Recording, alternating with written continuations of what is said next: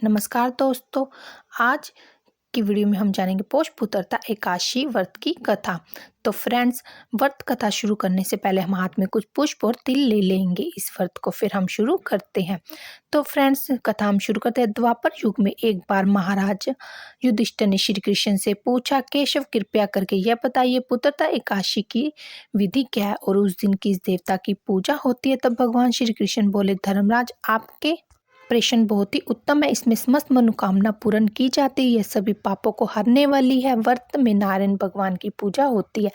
इसे समस्त संसार में पुत्रता एकादशी के समान कोई और व्रत नहीं है। पुत्रता एकादशी का मीन्स यह है कि पुत्र देने वाली, अर्थात यह व्रत निसंतान लोगों को संतान प्रदान करने वाली है। राजन, अब मैं आपको इस पुत्रता एकादशी की संपूर्ण कथा सुनाता हूँ, ध्यानपूर्वक जरूर सुनिएगा। एक समय भद्रावती नामक नगरी में सुकेतु नामक राजा राज्य करता था। उसकी पत्नी बहुत ही सुशील थी। राजा के पास धन, वैभव, राज्य आदि किसी चीज प्रकार की कमी नहीं थी। बस कमी थी कि उनके पास कोई संतान ना थी। इसी कारण राजा बहुत ज्यादा दुखी रहता था और राजा की इस चिंता का कारण देखकर रानी भी बहुत ज्यादा चिंतित रहती थी। एक दिन राजा रानी से कहने लगे कि हमारे लिए कौन पिंडदान करेगा और पुत्र न होने के कारण हमारे पितरों और देवताओं का ऋण मैं कैसे चुकाऊंगा। अवश्य कि मैंने पिछले जन्म में कुछ बुरे कर्म किए होंगे, इसलिए मेरे पुत्र नहीं हुआ। राजा की इस कारण प्रकार की चिंता में डूबा देखकर रानी भी बहुत ज्यादा चिंतित रहने लगी। एक दिन राजा चिंता में इतना मगन हो गया कि उसने अपने प्राण भी त्यागने का निश्चय किया। तो लेकिन आत्महत्या को महापाप समझकर उसने अपना इरादा बदल दिया। एक दिन वह जंगल की ओर निकल पड़ा। वहां अनेक प्रकार के पक्षियों और पेड़ पौधों को देखते हुए राजा सोच में पड़ गया कि मैंने कई यज्ञ किए, ब्राह्मणों को भोजन करवाया, फिर भी मुझे निसंतान होने का दुख प्राप्त हुआ है। मैं क्या करूं? ऐसा सोचते हुए राजा जंगल में गमन कर रहा था। जंगल में चलता जा रहा था। आधा दिन बीत गया। राजा भूख प्यास से व्याकुल था। पानी की तलाश में भटकता हुआ एक सरोवर की तरफ निकल गया। उसे सरोवर में कमल पुष्प खिलते हुए दिखे तो उसकी नजर ना जाने एक सरोवर की ओर गई और उस मुनियों का आश्रम बना हुआ था। उस साइड मुनियों का आश्रम बना हुआ था। उस समय राजा के दाहिना अंग फड़कने लगा। राजा ने इसे शुभ संकेत समझा और राजा घोड़े से उतरकर उन ऋषियों के पास चला गया। आश्रम में पहुंचकर राजा ने ऋषियों को प्रणाम किया और वहां बैठकर राजा को देखा।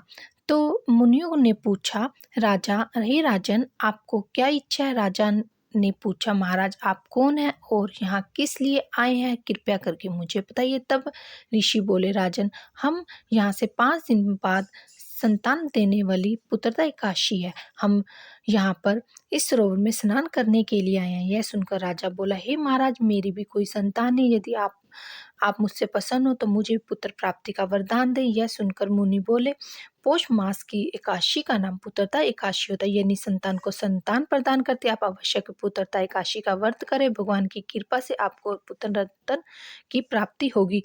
मुनि के वचनों को सुनकर राजा को संतोष हुआ और वह अपने महल में चला गया। महल में जाकर रानी को उसने सारी बात बताई और पुत्रता एकादशी के दिन राजा और रानी दोनों ने पुत्र प्राप्ति के लिए पूरी विधि विधान से व्रत किया। द्वादशी के दिन पारण किया। कुछ दिनों बाद रानी ने गर्भ धारण किया और 9 महीने पश्चात उनके यहाँ पर एक अति तेजस्वी पुत्र हुआ। वह राजकुमार अत्यंत सुंदर और यशस्वी और प्रजा का पालन करने वाला था। राजा श्री कृष्ण बोले कि हे कुंती नंदन पुत्र प्राप्ति के लिए पुत्रता एकादशी का व्रत सर्वोत्तम होता है। हे मनुष्य, पुत्रता एकादशी के महत्व को जो पढ़ता ये सुनता है, वह संसारिक सुखों को भोग करते हुए अंत में स्वर्गलोक को प्राप्त होता है। यह व्रत पूरे विधि विधान करने से जो करता है उसकी मनोकामनाएं पूर्ण होती हैं। जो लोग इस दिन श्री हरि विष्णु जी की पूजा करते हैं तो उन्हें पुत्रता एकादशी का बहुत ज्यादा फल मिलता है। इसके साथ पुत्रता एकादशी की कथा सुननी चाहिए और आरती जरूर करनी चाहिए। तो फ्रेंड्स, ये थी पुत्रता एकादशी की व्रत कथा। फ्रेंड, जो आपने हाथ में पुष्प और तिल लिए थे वो श्री हरि विष्णु भगवान जी को समर्पित कर दें। तो इसी प्रकार से हमारी ये कथा संपूर्ण हो जाएगी। तो फ्रेंड्स, अगर आपको हमारी ये वीडियो थोड़ी-सी भी यूज़फुल लगी हो, अच्छी लगी हो, तो प्लीज़ हमारी इस वीडियो को लाइक ज़रूर कीजिएगा और हर महिला अपने घर पर पूजा व्रत कैसे करे और पूजा की संपूर्ण विधि आपको हमारे चैनल पर मिल जाएगी। अगर आप फर्स्ट टाइम हमारे चैनल को देख रहे हैं, तो प्लीज़ हमारे चैनल को, दिव्या आरती चैनल को ज़रूर सब्सक्राइब कीजिएगा। मिलेंगे हम आपको अगली वीडियो में। जय श्री कृष्ण।